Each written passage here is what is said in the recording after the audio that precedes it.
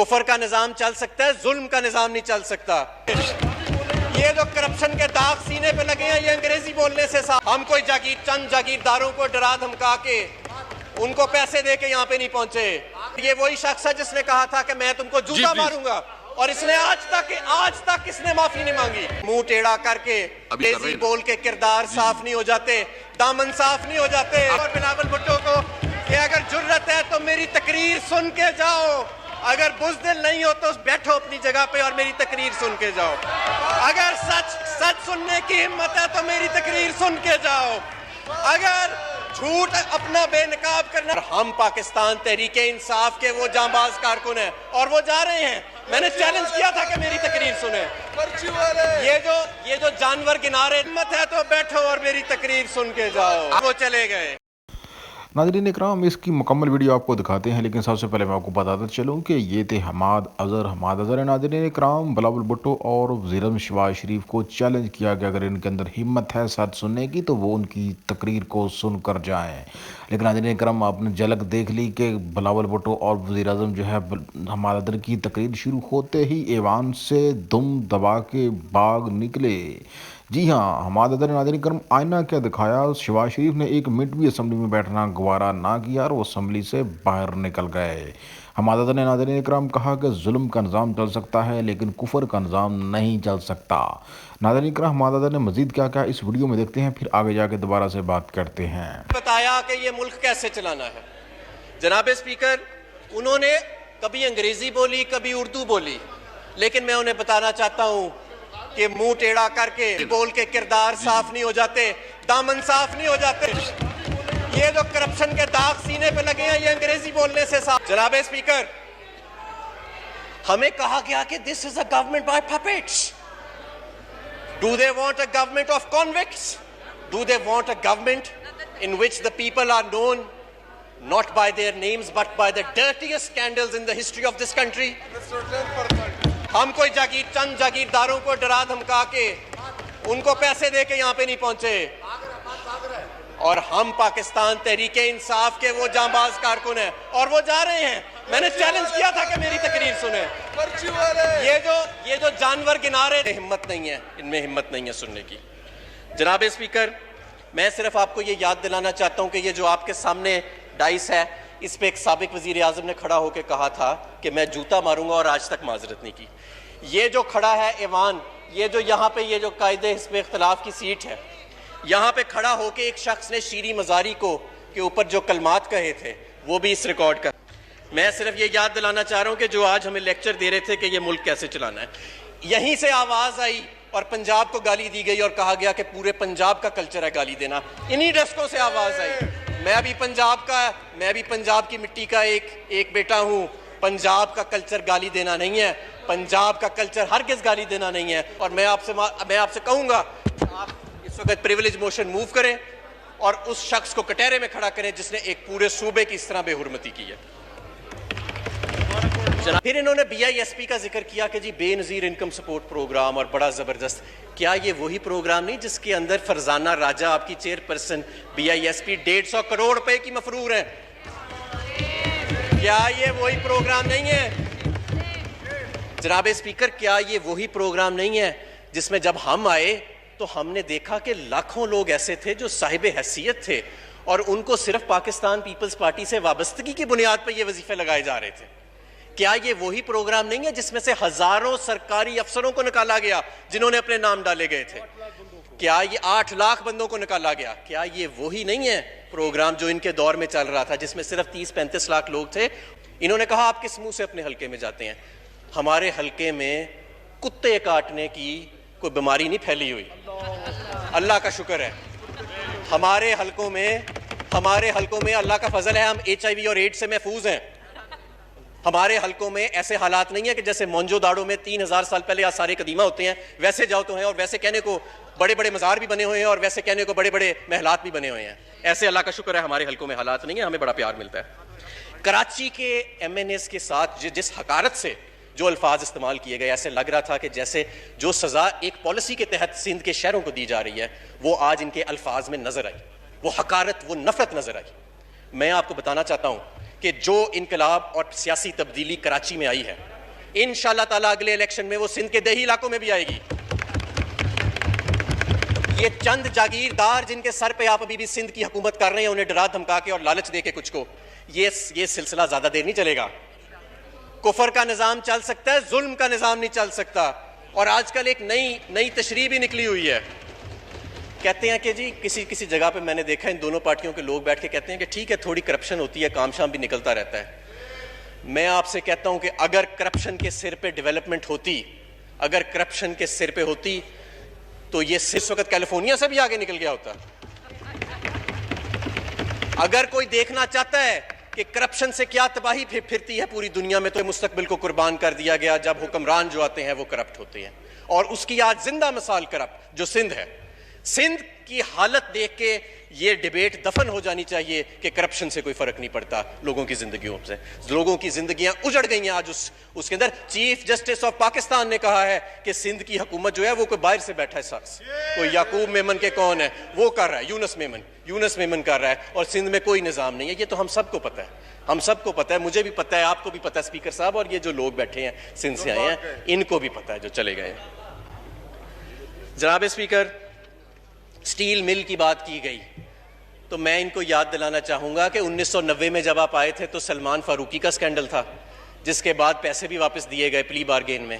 2008 میں جب آپ آئے تو ریاض لالجی کا سکینڈل تھا, اور اربوں روپے منافع والی سٹیل مل جس کے اکاؤنٹ میں 7 ارب روپے پڑے تھے. جب آپ چلے گئے تھے تو وہ اربوں روپے کے خسارے میں تھی اور اکاؤنٹ میں 1 پیسہ نہیں تھا. اور انہوں نے کہا تم نے سٹیل مل بند کر دی ہے. سٹیل مل ہم نے نہیں بند کی, سٹیل مل مسلم لیگ نون نے 2015 میں بند کی تھی. انہوں نے جب یہ تقریر کرتے تھے تو بیچ میں کبھی بولتے تھے انگریزی میں کبھی اردو میں, پتہ لگ جاتا تھا کہ کون سی بات کس کو انگریزی میں سمجھانی ہے کس کو اردو میں. انہوں نے ایک بات کی کہ ہم افغانستان میں بیسس کسی کو نہیں دیں گے, ہم یہ کریں گے, ہم کسی کو استعمال نہیں ہونے دیں گے. یہ بات انہوں نے انگریزی میں نہیں کی, یہ انہوں نے اردو میں کی ہے. یہ انہوں نے اردو میں کی ہے بات. یہ وہ پارٹی ہے جو کہتی تھی کہ ڈرون حملے کری جاؤ ہم مذمت کری جائیں گے, اور تم تو امریکہ کو کہتی تھی کہ ڈرون حملے کری جاؤ ہم مذمت کری جائیں گے, لوگ مرتے ہیں تو مر جائیں, ہمیں کوئی پرواہ نہیں ہے. اور آج یہاں آ کے ان کو وہ یہ والا جو سیکشن تھا نا کہ ہم اپنا افغانستان میں جنگ کا حصہ نہیں بنیں گے, دہشت گردی کے خلاف نہیں بنیں گے, سارا کچھ کریں گے. اس لبرل جماعت نے کہ جو قائد تھے انہوں نے یہ والا حصہ انگریزی میں نہیں کہا, یہ والا انہوں نے اردو میں. تو ناظرین کرام, آپ نے دیکھا جی پی ٹی آئی کے حماد اظہر نے شہباز شریف اور بلاول بھٹو کی طبیعت ایسی صاف کی کہ دونوں دم دبا کے اسمبلی سے بھاگ نکلے. ان دونوں کے اندر اتنی ہمت نہیں ہے کہ وہ سچ کو سنیں. واضح کرتے چلو ناظرین اکرام کہ پاکستان کا جو مین سٹریم میڈیا ہے وہاں پر بھی اپنی پسند کی سٹوریاں چلواتے ہیں اور پسند کی سٹوریاں سنتے ہیں. وہاں پہ آپ کو کوئی کام کی بات سننے کو نہیں ملے گی, صرف انہی کی تعریفیں دیکھنے کو ملیں گی. اور اس کے بدلے میں پاکستان کا وہ مین سٹریم کرپٹ میڈیا حکمرانوں سے اربوں خربوں کے اشتہارات لیتا ہے اور وہ سچ نہیں بیان کرتا. ناظرین اکرام, ان حکمرانوں کے اندر اتنی ہمت ہی نہیں ہے کہ وہ سچ کو برداشت کر سکیں. اور یہ جو کچھ بھی حماد اظہر نے بتایا ہے یہ اس میں بالکل حقیقت نظر آ رہی ہے کہ جس طرح سے یہ لوگ سندھ میں انہوں نے ترقی کی ہے وہ ساری دنیا جانتی ہے کہ سندھ میں کسی قسم کا کوئی نظام نہیں ہے. سندھ میں جو ہے فرزند زرداری جو کہتا ہے وہ ہوتا ہے. میرے دیش سے نکل جاؤ امریکیوں, میرے دیش سے نکل جاؤ فرانس والوں, میرے دیش کا سونا میری عوام کے اوپر خرچ ہوگا. اب وہ دن گئے جب تم نے میرے دیش کے حکمرانوں کو خرید کر میرے دیش کا سونا اپنے ملک میں لے جا کر خود تم امیر ہو گئے اور میرے دیش کے باسیوں کو غریب خانے میں دھکیل دیا. ناظرین, یہ اس افریقی حکمران کے یہ الفاظ ہیں جس نے نہ صرف افریقہ میں بلکہ پوری دنیا میں دھوم مچا دی ہے اور مغرب کی نیندیں حرام کر دی ہیں. جی ہاں, میں بات کر رہا ہوں افریقی ملک برکینا فیسو کے حکمران ابراہیم ٹراورے کی, جس نے امریکیوں کو دھمکی لگا کر امریکیوں اور فرانسیوں کو اپنے ملک سے بے دخل کر دیا اور ان کو چیتاونی دے دی ہے کہ دوبارہ سے میرے ملک کی سونے کی طرف آنکھ اٹھا کر نہیں دیکھنا ورنہ آپ کی آنکھ نکال دی جائے گی. محمد ابراہیم ٹراورے جنہوں نے 2022 میں ایک مسلح بغاوت کے ذریعے اپنے ملک پر اپنی حکمرانی کا پرچم بلند کیا, اور یہی وہ دن تھا جب اس افریقی ملک کی عوام کی قسمت بدلنے کی بنیاد رکھی جانی تھی. اور ناظرین اکرام اس بندے نے صرف 2 کام کیے ہیں آکے، اور ان 2 کاموں کی وجہ سے افریقی عوام کا ہر دل عزیز حکمران بن چکا ہے، اور نہ صرف افریقی عوام کا بلکہ دنیا بھر کے مسلمانوں کی آواز بن رہا ہے۔ بڑے بڑے امیر ملک، سعودیہ جیسے امیر ملک، دبئی جیسے امیر ملک، پاکستان جیسے ایٹمی ملک امریکہ کے سامنے اف تک نہیں کرتے، لیکن ناظرین کرام ابراہیم تراورے نے اپنے ملک سے امریکیوں اور فرانسیوں کو ایسے نکالا ہے جیسے مکھن سے بال نکالتے ہیں۔ دراصل اس نے 2 کام کون سے کیے ہیں وہ سب سے پہلے میں آپ کو بتانا چاہتا ہوں۔ جب ناظرین کرام ستمبر 2022 اس نے حکمرانی کی بنیاد رکھی، کرپٹ ترین صدر کے وفات کے بعد اس نے بغاوت کے ذریعے اپنی حکومت قائم کر لی اس چھوٹے سے افریقی ملک میں، تو ناظرین اکرام آتے ساتھ پہلے نمبر پہ اس نے کیا کیا کہ اپنے ملک میں ہونے والی نسلی دہشت گردی کے خلاف اعلان جنگ کر دیا اور ایک خصوصی فورس کو تشکیل دیا، اور یہ آرڈر جاری کیا کہ جو لوگ بھی ریاست میں دہشت گردی پھیلاتے ہیں یا نسلی دہشت گردی پھیلا رہے ہیں وہ ہتھیار پھینک دیں، نہیں تو ان کا انجام بہت برا ہوگا۔ ناظرین اکرام اس بندے نے پہلی ترجیح سے اس جنگ کو جیتا، اور آپ نے اکثر سنا ہوگا کہ اس افریقی ملک میں اکثر دہشت گردانہ حملے ہوتے رہتے ہیں، آج یہ ملک دہشت گردی سے پاک ہو چکا ہے۔ سب سے پہلے اس وجہ سے اس ملک میں ناظرین اکرام بڑے بڑے گینگ ہیں جو کہ لوگوں کو اغوا کرتے تھے، بچیوں کو اغوا کرتے تھے، اسکولوں پہ قبضے کرتے تھے اور پھر تعاون مانگتے تھے لوگوں سے، اور ملک میں اکثر و بیشتر حملے کرتے رہتے تھے۔